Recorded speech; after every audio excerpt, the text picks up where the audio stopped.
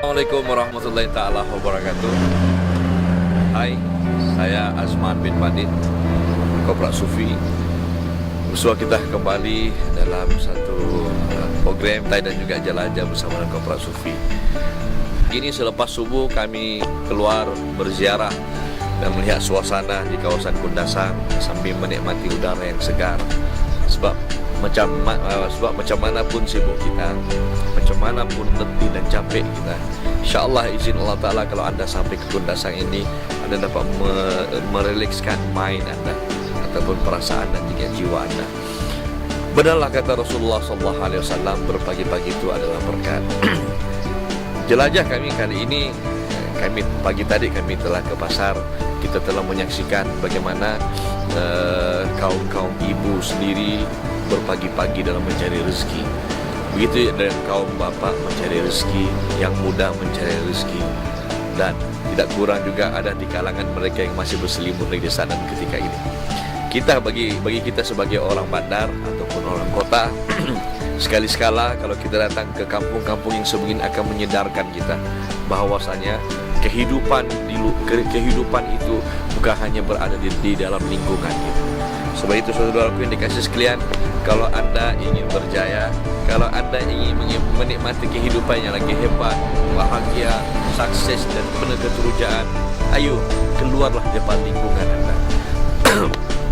Pada pagi ini, pada hari ini aktiviti kami, insya-Allah kami akan turun ke Pekaranau. Kita akan buat kita panggil operasi menambur risalah. Sahabat kami akan buktikan kepada anda, siapapun kita, izin Allah Ta'ala, dalam misi melahirkan jutawan yang berjiwa hamba ini, siapapun anda kena turun gelang. Sebesar-besar usaha kita kena lakukan, dan sekecil-kecil usaha pun kita kena lakukan. Sahabat kita, anda adalah mentor, anda adalah ikon. Kalau anda sebagai leaders anda lemah, izin Allah Ta'ala, orang anak buah anda pun akan lemah. Kalau anda sebagai ketua ataupun taiko lemah semangat, percayalah anak buah anda, anak didik anda akan menjadi lemah dan semangat. Okey. Seperti mana yang kita beritahu, pada 2013 kita melancarkan satu program yang kita panggil Jelajah, Big Idea, Big Income. Saudaraku yang dikasih sekalian, mungkin anda bertanya-tanya, kenapa kita menggunakan Big Idea, Big Income? Sebab pada kita, izin Allah Ta'ala, sekiranya kita memiliki idea yang hebat, sudah semestinya kita boleh menjana income yang hebat.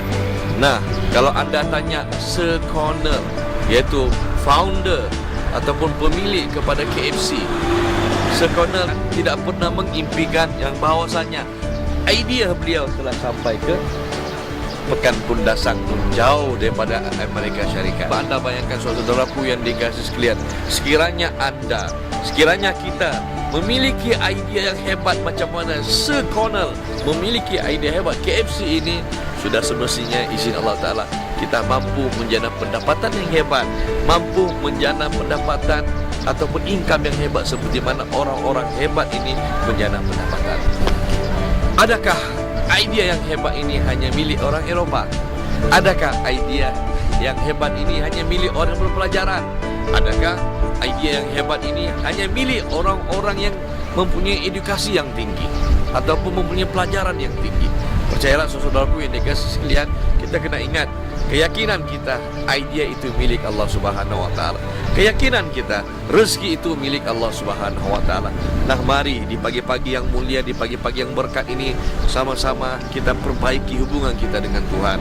Sama-sama kita perbaiki channel kita yang selama ini telah rusak.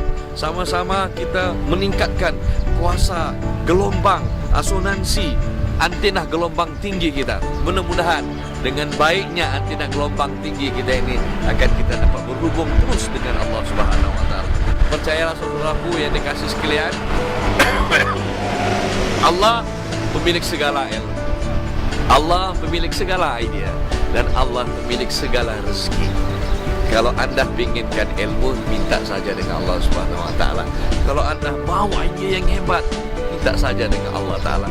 Dan kalau anda mau rezeki yang hebat pun minta saja kepada Allah Subhanahu Wa Taala. Tapi persoalannya, kita sering meminta, betul bukan? Dan ada di antara kita yang telah putus asa dengan Tuhan. Ada di antara kita yang telah berani menuduh Allah Subhanahu wa taala tidak merealisasikan apa yang dia minta.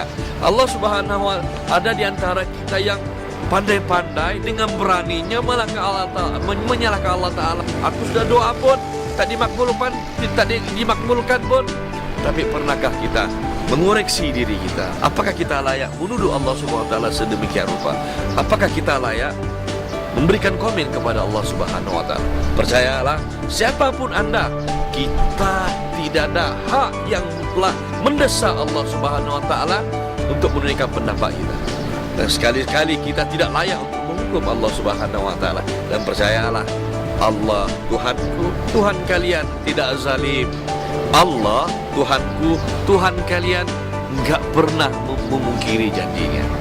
Allah Subhanahu wa taala ini maha ego.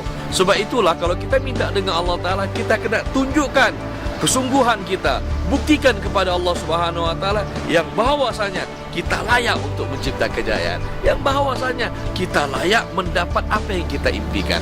Sebab itu pada kami dalam The Million Network, kami beranggapan kalau kita minta sesuatu, buat sampai dapat, buat sampai jadi, izin Allah Ta'ala, Allah pasti. Kalau anda ingin maju dalam perniagaan di Million Network, pertama sekali anda kena banyak buat promosi. Sebab sebanyak mana promosi yang anda lakukan, sebanyak itulah prospek yang mengenali anda. Dan sebanyak mana prospek yang mengenali anda, izin Tuhan, potensi, sebanyak itulah prospek yang ingin mencuba perniagaan anda, ingin mencuba produk anda. Dan sekiranya mereka ingin mencuba, percayalah, izin Allah Ta'ala, income akan masuk di saat dan ketika itu. So kita nak buat promosi, kita buat promosi, menabur risalah sebanyak mana yang mungkin, pasang banner sebanyak mana yang mungkin, taburkan kad anda sebanyak mana yang mungkin. Dan anda kena pastikan setiap risalah, setiap kad, setiap banting ada diri anda. Sebab pada kami, anda kena menjadi ikon kepada bisnis anda. Anda kena menjadi ikon kepada produk anda. Kebanyakan orang gagal pada hari ini sebab mereka malu untuk memperkenalkan diri mereka. Mereka malu untuk memperkenalkan produk mereka. Dan percayalah, kalau anda malu memperkenalkan produk anda, kalau anda malu mempromosikan diri anda, jangan mimpi anda menjadi orang yang berjaya. Satu lagi saya nak kongsi kepada anda. Ciri-ciri orang berjaya dalam perniagaan ini, mereka tidak pernah kena putus asa, saudara perniagaan sekalian. Percayalah, kalau anda putus asa dalam perniagaan, saya cop jari, izin Allah Ta'ala, 100% confirm anda tak boleh menjadi orang yang berjaya. Di sekeliling kita, berapa ramai orang yang berjaya. Dan di sekeliling kita, berapa ramai orang yang gagal. Ada sebab kenapa mereka berjaya dan ada sebab kenapa mereka gagal. Sebab yang paling utama, orang yang berjaya sebab mereka tidak pernah putus asa. Jatuh kali ke 1000 pun mereka akan bangkit pada kali yang ke 10.000. Selagi masih ada hayat, selagi itulah mereka bangun, bangkit untuk berjuang merubah kehidupan mereka. Manakala orang yang gagal, sebanyak mana pun bantuan, sebanyak mana pun galakan, percayalah, asik-asik tersungkur akhirnya. Macam mana kita nak angkat mereka, sebab dalam diri mereka itu ada penyakit. Penyakit apa? Putus asa. Jangan kita heran, sebab itu Allah Subhanahu wa taala telah berfirman dalam Al-Qur'anul Karim, fi qulubihim maradan fazadahumullahu marada. Dalam diri mereka, dalam jiwa mereka itu ada penyakit, dan kami akan tambah lagi. Penyakit malas, Allah akan tambah kemalasan. Penyakit putus asa, Allah akan tambah dengan keputus asa. Dan percayalah, Allah Ta'ala sudah pesan, la taqnatu fir rahmatillah. Janganlah kamu berputus asa dengan rahmat Allah. Sebab orang mukmin enggak akan putus asa. Orang putus asa bukan orang mukmin. Dan yang kita takutkan, orang putus asa ini bukan umat baginda Rasulullah SAW. Kita akan sambung perjalanan kita selepas ini.